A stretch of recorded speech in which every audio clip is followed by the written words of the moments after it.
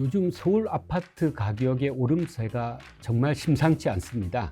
특히 재건축 관련한 아파트 가격의 상승세가 두드러지고 있는데요.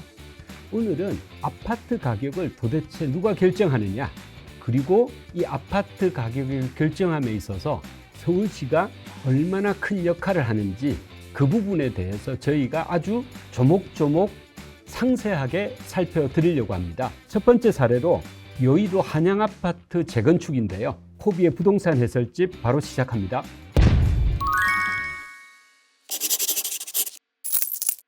네, 최근 기사입니다. 여의도 한양아파트가 36억 5천만 원에 거래됐다는 뉴스인데요. 실제로 그 실거래가 그래프를 보시면 최근에 가격 급등세가 예사롭지가 않습니다. 그런데 이 이면에 서울시에 어떤 정책이 있어서 이런 가격이 나오는지 저희가 설명을 드리려고 합니다.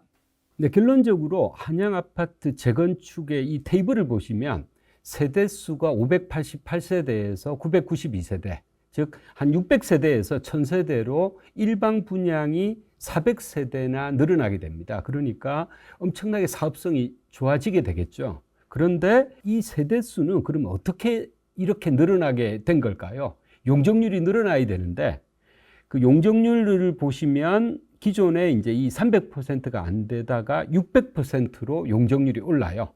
결국 3종 일반 주거지역을 일반 상업지역으로 종상향을 시켜줘서 용적률이 300% 이상 생기면서 일반 분양 세대수가 400세대 이상 늘어나게 됩니다.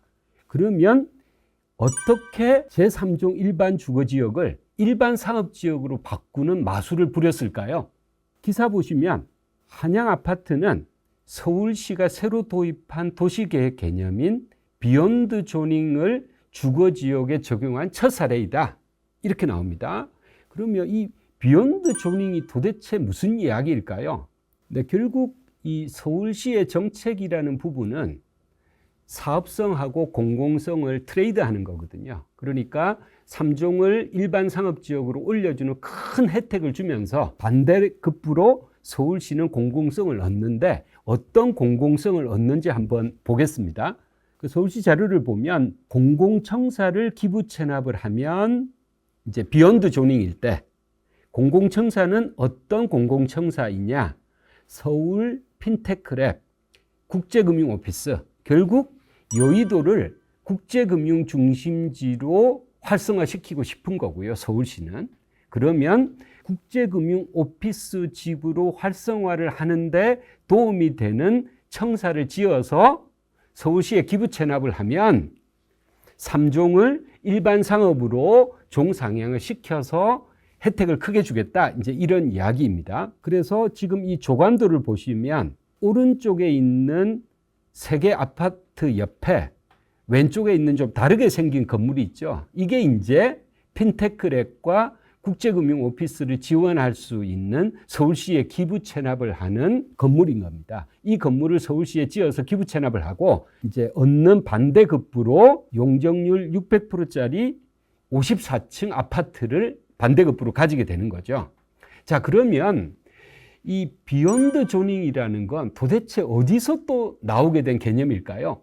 저희가 아파트 가격을 이해하기 위해서는 서울시 정책을 공부를 많이 하셔야 됩니다, 여러분. 그리고 이 비욘드 조닝이 실제로 어디에 나오냐 하면 2040 서울 도시 기본 계획이라는 자료에 나옵니다. 이 이제 서울시 홈페이지에 가면 나오는 자료인데요. 2040 서울 도시 기본 계획은 2023년 2월에 한 200페이지 정도 되는 자료예요. 이 안에 우리 서울 시민들의 생활에 직접적으로 영향을 주는 업무지구, 상업지구, 주거지구 모두 영향을 미치는 아주 중요한 자료인데요. 실제로 서울 시민들이 사실 이 자료 거의 안 보고 지내실 겁니다. 오늘 주제는 여의도 한양아파트의 3종이 일반 상업지역으로 바뀌면서 용적률이 300%는 올라간 부분에 대한 내용이어서 거기에만 집중해서 내용을 보겠습니다. 2040 서울도시 기본계획에 보면 비욘드 조닝 서울을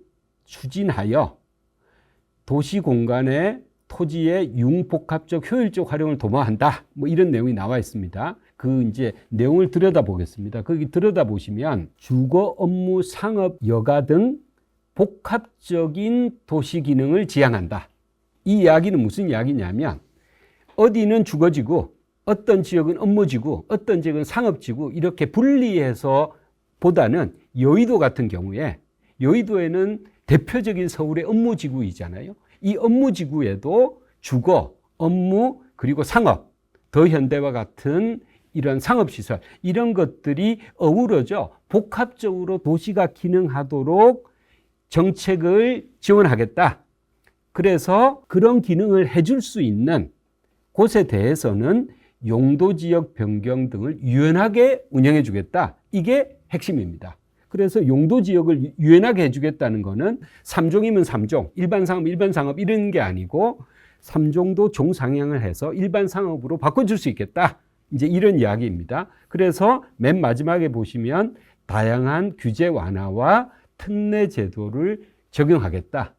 그래서 이 부분 때문에 여의도 한양 아파트가 사업성이 급격히 좋아지게 된 거죠. 즉 지금 서울시가 정책적으로 지원하는 방향은 뭐냐면 이 지구 단위 계획 구역 지적에 대한 자료에서도 볼 수 있지만 여의도를 국제금융 중심지구 그리고 KBS 별관 주변의 상업 업무 복합지구 그리고 이제 그 옆에 아파트 지구가 크게 있는데요. 이 아파트 지구도 국제금융지구 상업 업무 복합지구와 연계해서 복합적인 기능을 수행할 수 있게 되면 정책적으로 지원을 해주겠다.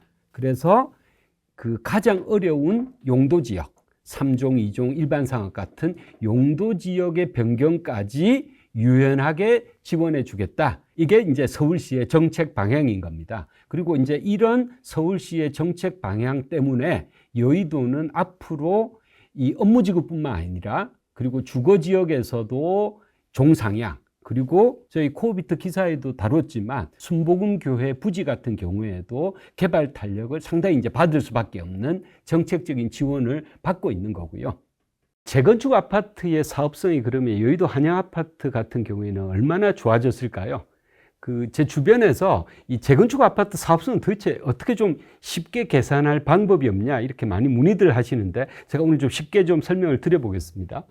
우선 여기는 이제 기존 세대수가 약으로 하겠습니다. 약 600세대인데요. 여기서 재건축이 되면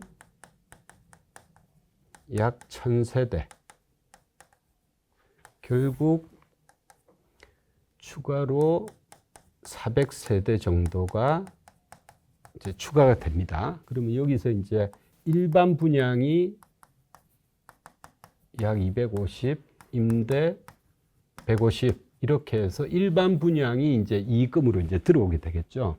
이제 그러다 보니까 아까도 말씀드렸지만 기존의 용적률이 여기 300% 이하에서 600%가 되면서 지금 이만큼의 이제 세대수가 늘어나게 된 거잖아요. 자, 그러면 이제 분양 수입으로 보겠습니다. 분양 수입은 여기 일반 분양하는 250세대에다가 곱하기 세대당 약 지금 분양가를 28억 정도 예상을 하고 있어요. 그러면 이게 얼마가 되냐? 대략 한 7천억 정도가 됩니다. 분양 수입은. 그러면 이 수입으로 이제 공사를 하겠죠. 그런데 비용은 얼마가 드냐? 첫 번째 공사비가 들 거고요. 두 번째 사업비가 들 겁니다. 이 사업비 같은 경우에는 이제 분양하려면 모델하우스도 만들어야 되고 분양 수수료도 나갈 거고요. 세 번째는 여기가 기부 체납을 할 공공청사도 만들어서 기부 체납을 해야 되겠죠.